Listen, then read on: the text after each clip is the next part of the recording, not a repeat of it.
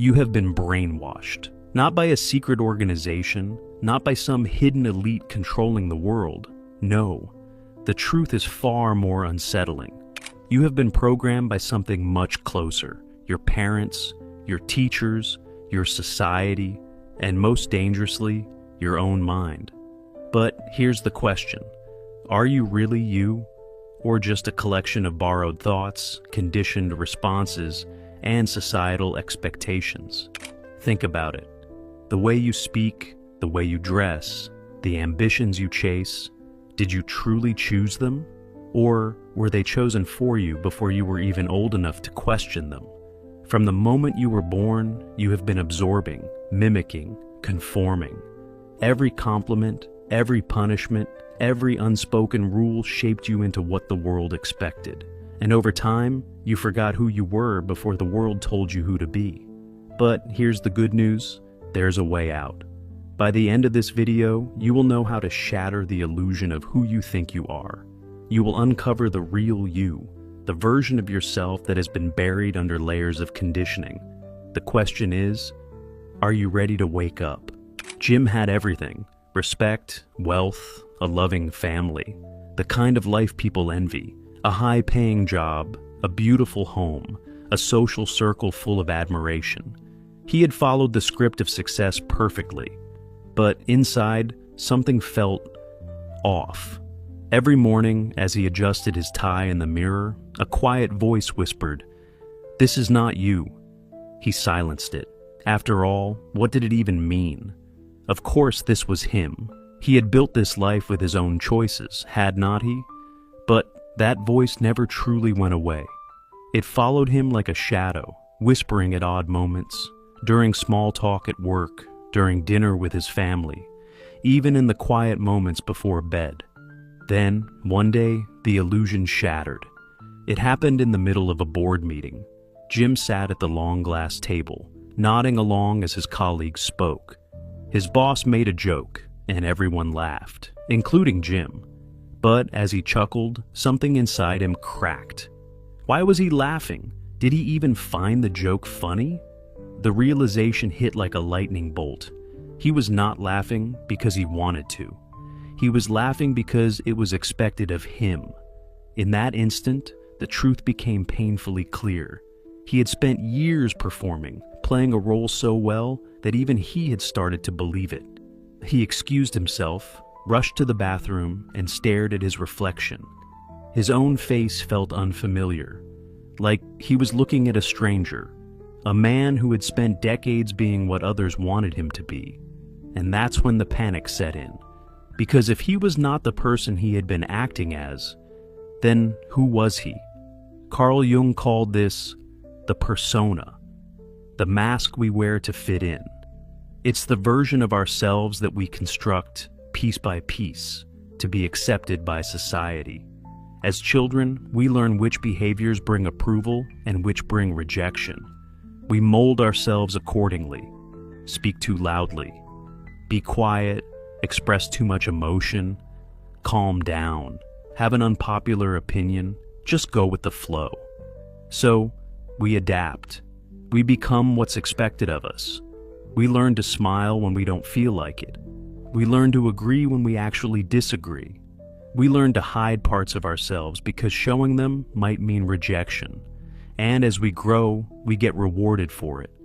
The persona helps us survive. It helps us get jobs, make friends, avoid conflict.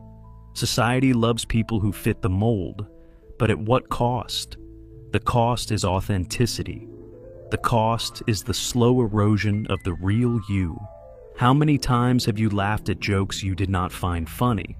How many times have you held back your real thoughts just to avoid making waves?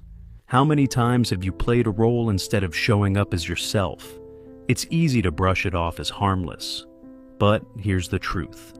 The longer you wear the mask, the more you forget who you are beneath it. Until one day, just like Jim, you wake up realizing you have been living someone else's life. There's someone else inside you, someone you refuse to acknowledge, someone who lurks beneath the surface of your consciousness, influencing your actions in ways you don't even realize. Carl Jung called it The shadow, the hidden part of your psyche.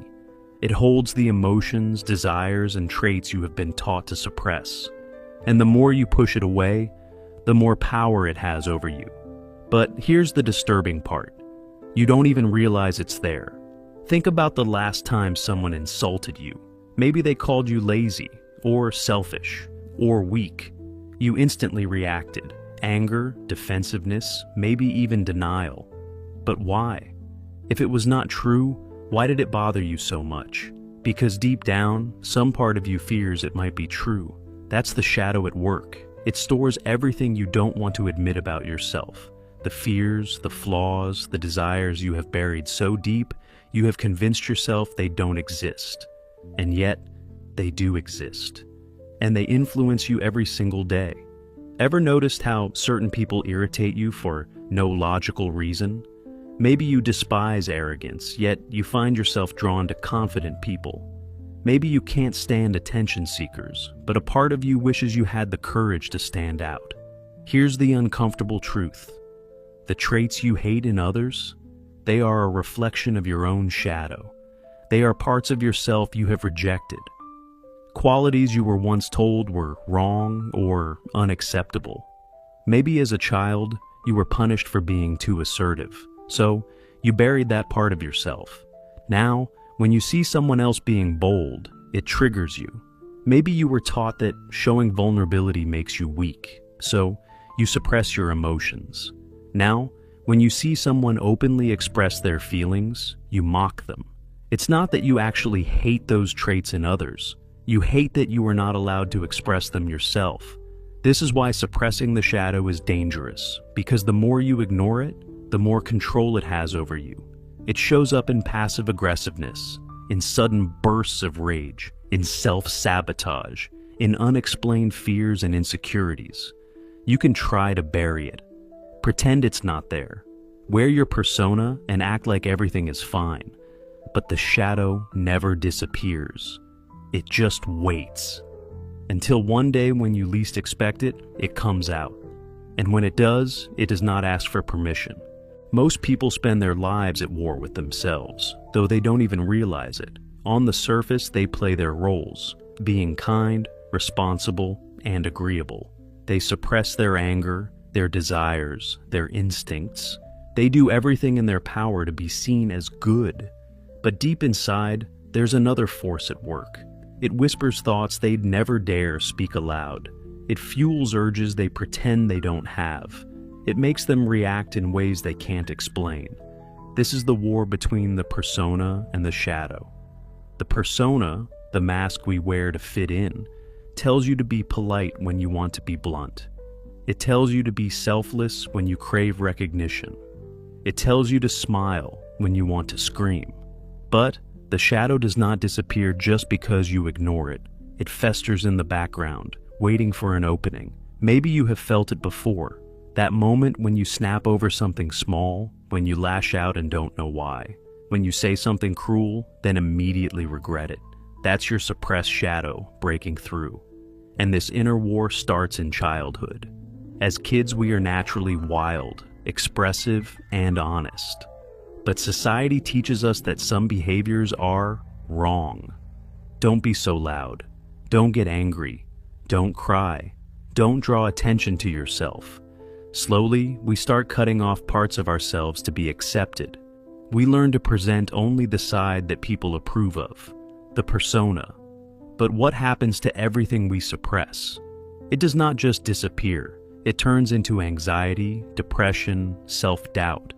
It creates a constant feeling that something is missing, that you are not really you. Jung warned us, the shadow, when ignored, becomes destructive. Think of a volcano. The pressure builds and builds beneath the surface. If it has no release, it eventually explodes. This is why people with perfect personas often struggle the most. They spend their lives repressing their true emotions, their flaws, their impulses. Then, one day, their shadow bursts out in the form of addiction, breakdowns, or self-sabotage. The more you suppress your shadow, the more it controls you.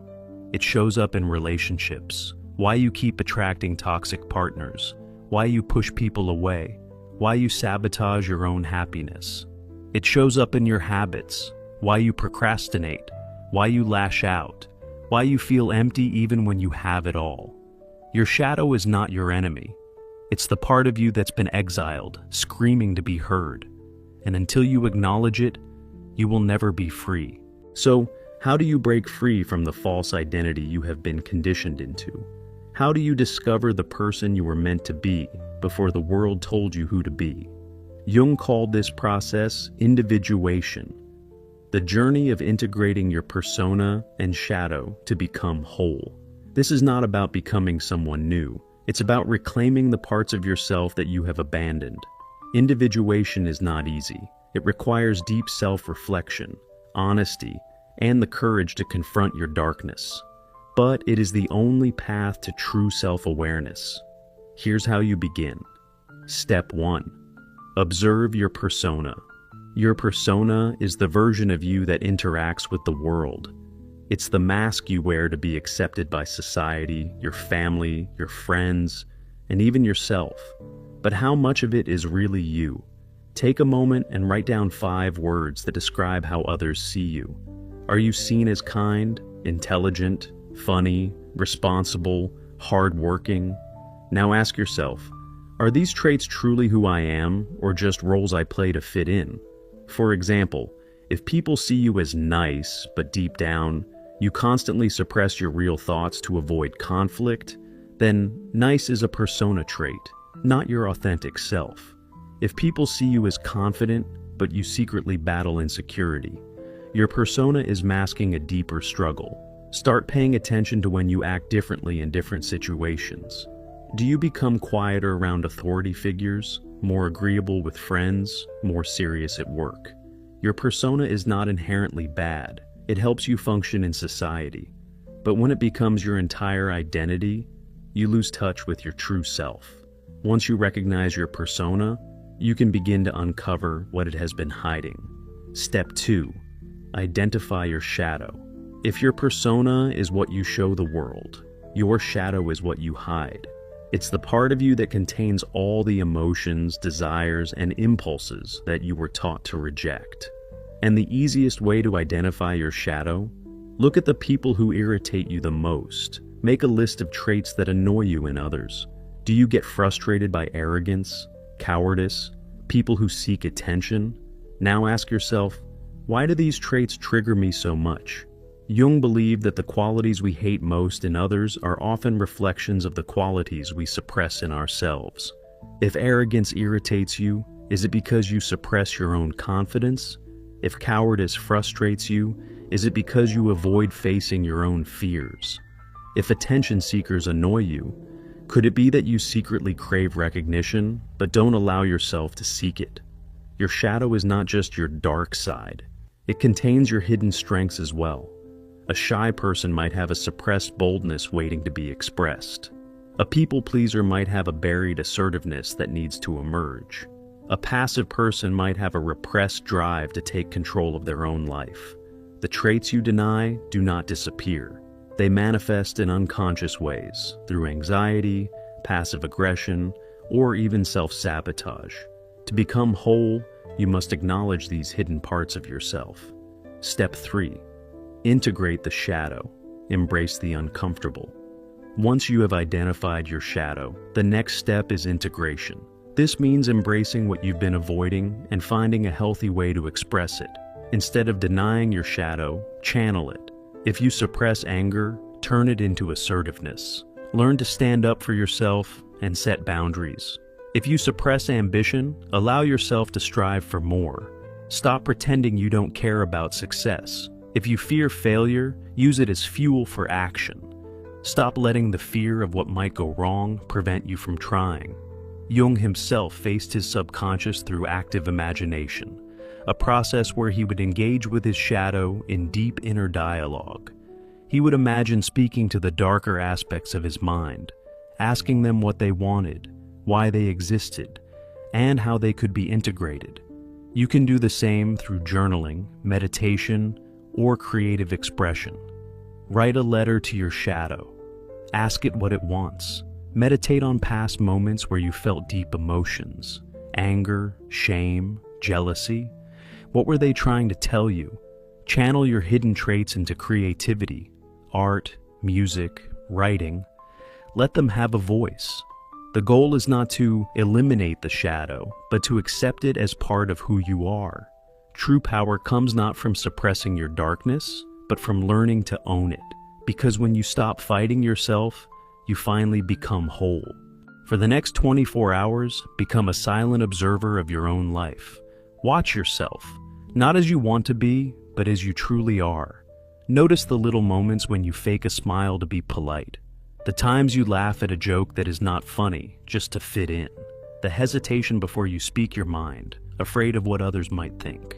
Observe how often you change yourself to match your surroundings, at work, with friends, around family, and then ask yourself, who is really in control? Is it you, or is it the carefully constructed persona you have been taught to maintain? The process of individuation is not about discarding everything you have been. It's about stripping away what isn't truly you.